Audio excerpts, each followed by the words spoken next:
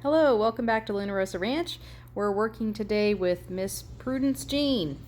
Prue is working on improving her groundwork with the Lariat rope. So we started out, this is probably about the fourth or fifth time that I've done this specific type of exercise with her. She has gotten to the point where she was almost bored to tears with the rest of the groundwork we're doing.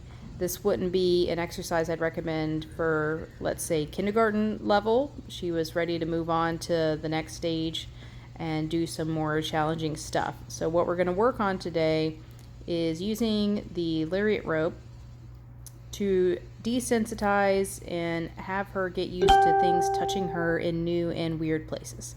So it's a Lariat rope specifically made for horses. It's from 310 Ranch Life ropes, and it's an extra soft cotton. And so now I start out the exercise after just rubbing it all over her, making sure she's cool with it. It's an extension of my arm. I use it to push her around in a little bit of warm up. Then we put it over her neck and see how she feels about just wearing it around her neck.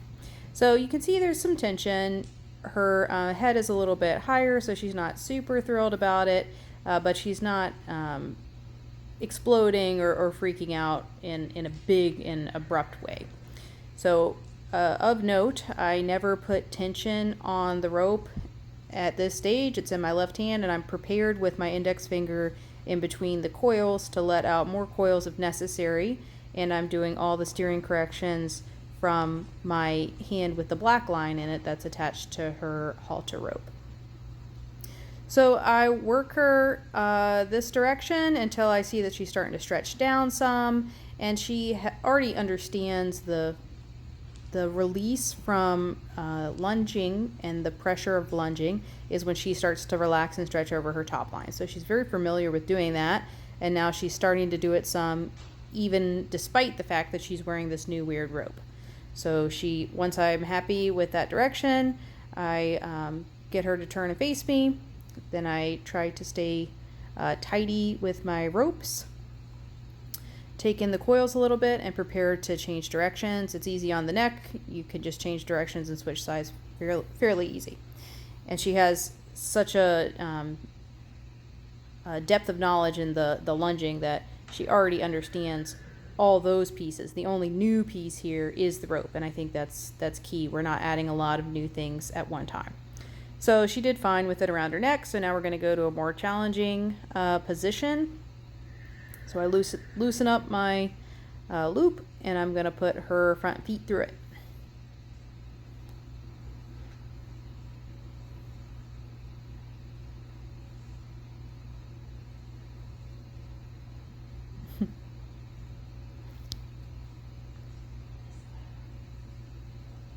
And clearly she's not traumatized because she's standing there very calmly for this whole process. I could be a little bit handier with keeping my rope straight, but we get it done. So now we're going for her wearing it around her barrel or around her girth area.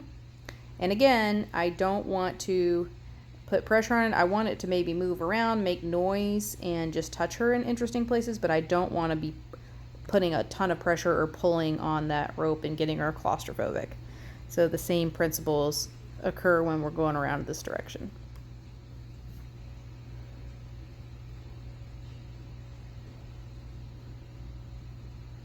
And I stay kind of quiet with the rope hand while we're going around.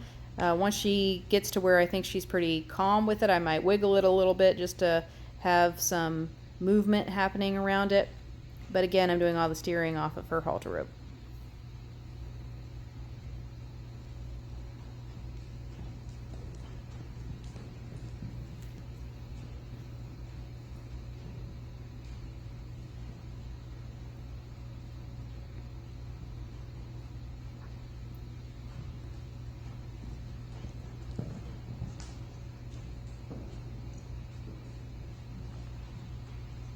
And a nice little lope.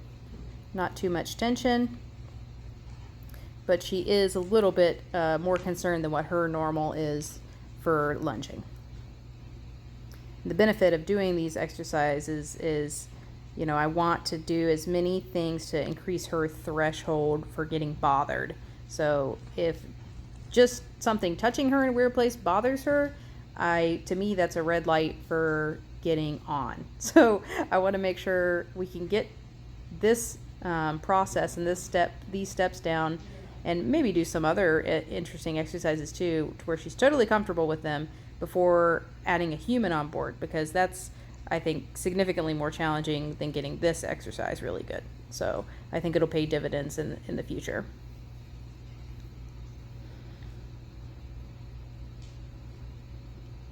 Okay, now we're going to switch sides here.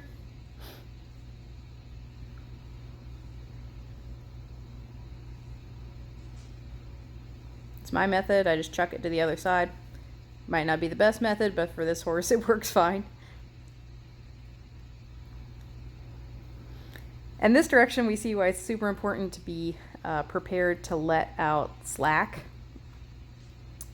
She gets a little bit bothered because it slides back closer to her flank, which wasn't my intention, but things happen. So it slides back closer to her flank, and she gets mad about it. But you'll see that I was ready to let out more rope before it ever tightened on her. So I think we could have gotten her, even though she's bothered right now, we could have gotten her a lot more bothered if I wasn't ready to release some of that slack. And she really felt some pressure around that flank. She might have gotten a little bit too far over threshold to be able to come back. Right now she's upset, clearly, but she doesn't stay upset for very long. So we'll see how this plays out. She eventually calms herself down.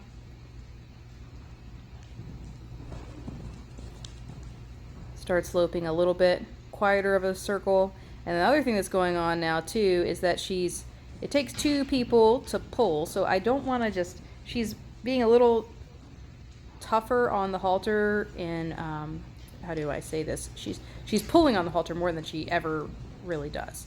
So what I don't want to do is just lean on the halter and get to where she's leaning on me and I'm leaning on her, and then there's no release.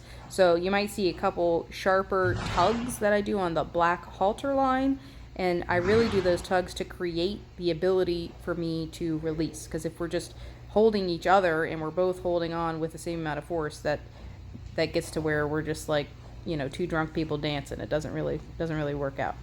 So I tug on it enough to where she gives to the pressure, and that gives me the ability to release.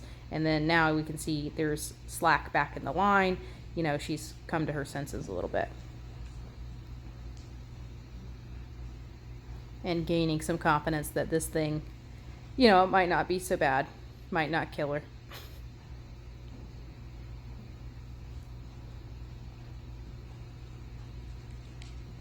And, just to reiterate, this is a extra soft cotton, and it is in no way, shape, or form hurting her. It's just uncomfortable and probably feels weird.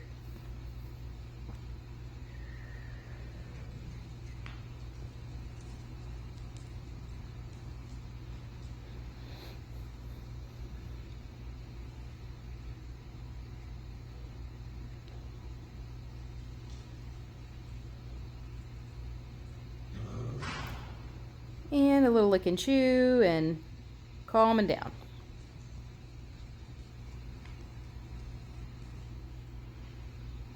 Okay, then we move on to another exercise that you can do with the rope, and that's leading by a front foot.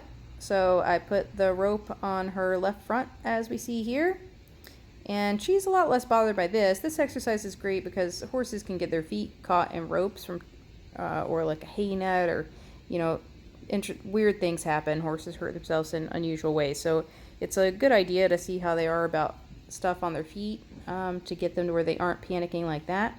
And I'm just putting a little feel on the rope. When she picks her front leg up off the ground, it gives you the ability to kind of move and stretch that front leg. So I'm kind of just stretching that front leg out a little bit each time. And she did fine with that. And then this one is probably one of the easier ways of first trying out the Lariat rope. For me, why I didn't do it first, we'll see in a few moments. So she's pretty much okay with it being on her butt. But this one, once they start trotting, it can fall off pretty easily, which isn't a bad thing. But if they figure out that bucking is how to get the rope off, then that might be teaching not what you want to teach. that if they start to learn that bucking is the answer, or that some other behavior that you don't necessarily want is the answer to get the rope off, then that might be doing more harm than good. So I did this at the end after we've done more challenging things, and she's just trotting pretty calmly and it slips off. I didn't really pull it to slip it off, it just slipped. So I'm not unhappy with that.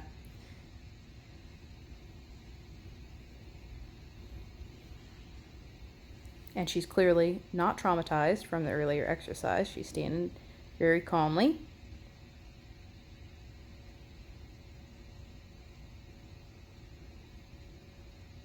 And then we try it on her butt from this direction. And this is one where I do, on this side, I add a little bit of pressure and pull on it some, and she does fine. But that's